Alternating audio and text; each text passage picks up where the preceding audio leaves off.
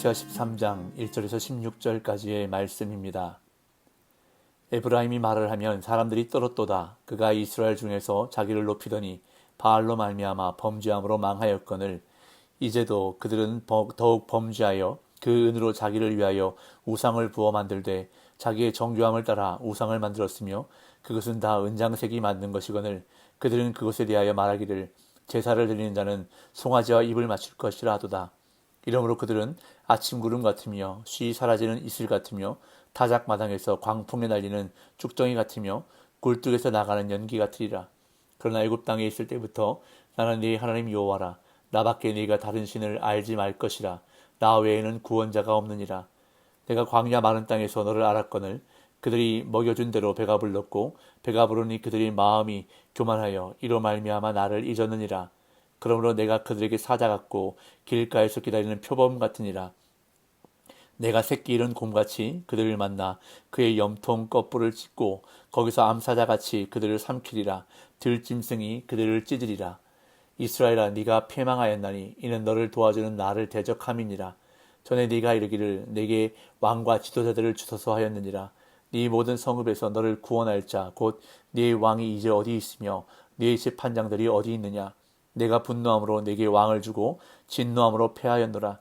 에브라임의 불의가 봉함되었고 그 죄가 저장되었나니 해산하는 여인의 어려움에 그에게 임하리라.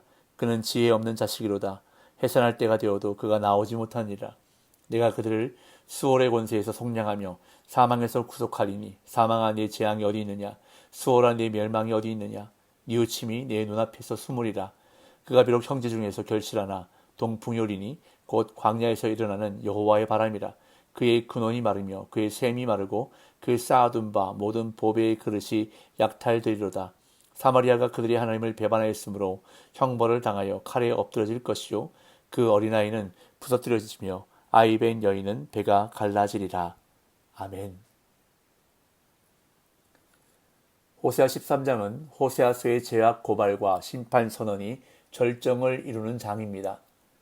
앞선 장들에서 언급했던 이스라엘의 바알 숭배와 강대국 의존을 강력하게 비판하면서 출애굽 때로부터 호세아의 시대에 이르기까지 하나님의 은혜를 잊은 이스라엘을 책망합니다. 이들의 지혜 없고 어리석은 행동 뒤에는 교만하고 어리석은 지도자들이 있었는데 백성들은 이스라엘의 도움이자 구원자가 되시는 하나님을 버리고 인간 왕과 지도자들을 의지했던 것입니다. 이러한 이스라엘의 반복적이고 지속적인 범죄에 하나님은 단호하고 엄중하며 두려운 심판을 선언하십니다. 선지자들을 보내 경고하시고 회개하라 초청하셨지만 그들이 스스로 돌이키지 못하였기에 하나님은 그들이 더 이상 범죄하지 못하도록 이스라엘이라는 국가를 죽이실 것임을 선언하십니다. 맹렬하게 달려들어 찢어 죽이는 맹수와 같이 하나님의 심판은 두려우며 완전한 파멸을 가져올 것입니다. 또한 해산할 때가 되어 진통하지만 아이를 낳지 못하는 여인과 아이같이 죽음이 그들을 삼킬 것입니다. 즉 아수르 왕이 와서 이스라엘을 침략해 죽이고 약탈하고 포로로 끌고 갈 것임을 오늘 본문에서 선언하십니다. 1절부터 3절입니다. 에브라임이 말을 하면 사람들이 떨었도다. 그가 이스라엘 중에서 자기를 높이더니 바알로 말미암아 범죄함으로 망하였거늘 이제도 그들은 더욱 범죄하여 그 은으로 자기를 위하여 우상을 부어 만들되 자기의 정교함을 따라 우상을 만들었으며 그것은 다 은장색이 만든 것이거늘 그들은 그것에 대하여 말하기를 제사를 드리는 자는 송아지와 입을 맞출 것이라 하도다. 이러므로 그들은 아침 구름 같으며 쉬 사라지는 이슬 같으며 타작 마당에서 광풍에 날리는 쭉정이 같으며 굴뚝에서 나가는 연기 같으리라. 에브라임 즉 북이스라엘은 강력한 국가였습니다. 그래서 에브라임이 말할 때 그를 두려워하는 자들이 떨었습니다. 그러나 에브라임이 자기를 높이더니 바알을 숭배한 죄목으로 죽었습니다. 우리가 읽은 성경에는 망하였거늘 이라고 번역된 히브리 단어의 원래 의미는 죽었다입니다. 여기서 에브라임의 죽음은 아수르 침략군들에 의한 국가적 몰락 혹은 하나님과 맺은 언약 관계의 파기를 뜻할 것입니다. 에브라임은 국가적 위기 상황이 다가올수록 여호와께서 보내신 선지자들을 통해 지혜를 얻기보다는 오히려 돈을 들여서 자기의 정교함, 즉 지식을 동원해 우상을 만들었고 패역한 우상 숭배자들은 송아지들에게 입맞추라고 말했습니다. 우상에게 입맞추는 의식은 바알 숭배에서 흔히 행해진 의식이었고 이것은 은을 녹여 물건을 만드는 은장색들이 만든 것들인데 여호와께서는 이미 8장에서 은장색이 만든 송아지가 아수르에 의해 파괴될 것을 선포하셨습니다. 이처럼 우상은 그 자체가 헛된 것이며 우상을 숭배하는 자는 그 우상처럼 허망해집니다. 송아지와 입맞춘 자들은 아침 구름 같고 쉽게 사라지는 이슬과 같다고 말씀합니다. 이스라엘은 세상을 심판하시는 하나님의 타작 기계가 되어 악한 나라들을 쳐서 겨로 만들어야 했음에도 오히려 자신들이 하나님의 심판을 당하는 부끄러운 처지에 놓였던 것입니다. 이와 같이 자기의 강함을 믿고 우상을 숭배하며 위기를 타개하려는 에브라임에게 여호와께서는 오직 당신만이 이스라엘의 주권자요 구속자이심을 선언하십니다. 4절에서 6절. 그러나 애굽 땅에 있을 때부터 나는 네 하나님 여호와라. 나밖에 네가 다른 신을 알지 말 것이라. 나 외에는 구원자가 없느니라. 내가 광야 마른 땅에서 너를 알았거늘 그들이 먹여준 대로 배가 불렀고 배가 부르니 그들의 마음이 교만하여 이로 말미암아 나를 잊었느니라. 4절에 나밖에 네가 다른 신을 알지 말 것이라라는 여호와의 말씀은 시내산에서 이스라엘에게 주셨던 십계명의 두 번째 명령, 너는 내 앞에서 다른 신을 두지 말라라는 말씀을 상기시킵니다. 이스라엘이 여호와만을 인정해야 할 이유는 오직 여호와만 그들의 구원자이시기 때문입니다. 여호와께서는 이스라엘을 애굽에서 나오게 하신 구원자시요 그들을 광야 마른 땅에서 인도하시며 기르신 분이십니다. 그러나 이스라엘은 여호와께서 자신들의 유일한 구원자이심을 자주 잊었습니다.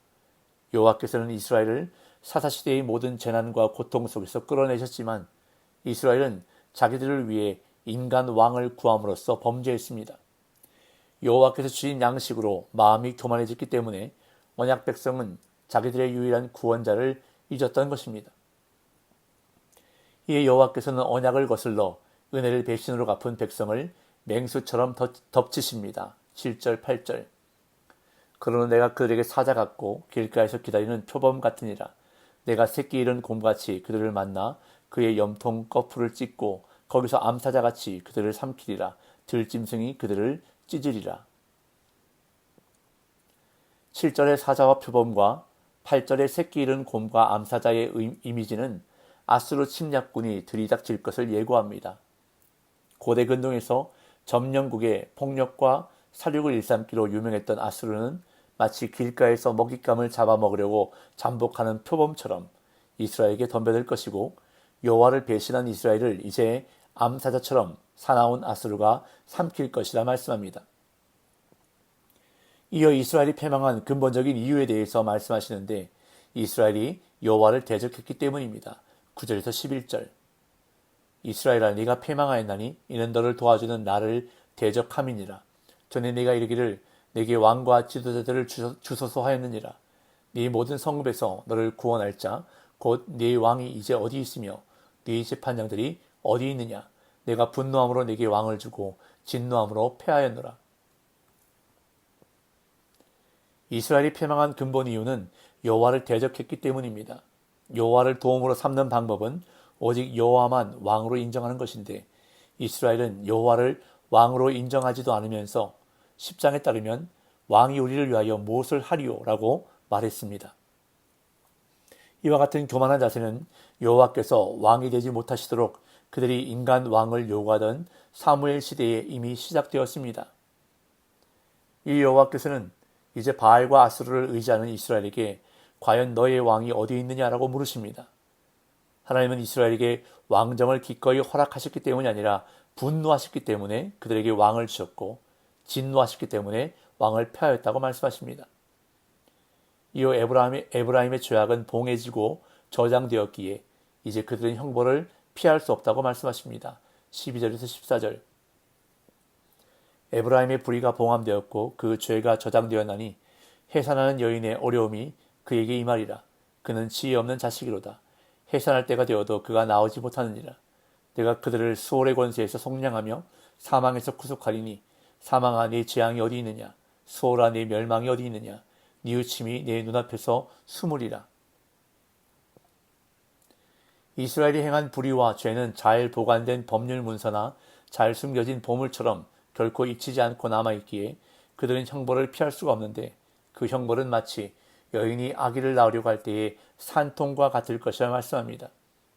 어머니의 자궁에서 멈춘 채 나오지 않은 아기는 결국 자신과 어머니를 둘 다 죽게 만드는 것처럼 이스라엘은 지혜 없는 자식이어서 삶과 죽음이 갈리는 긴박한 순간에 당연히 해야 할 결단을 내리지 못하고 지체합니다.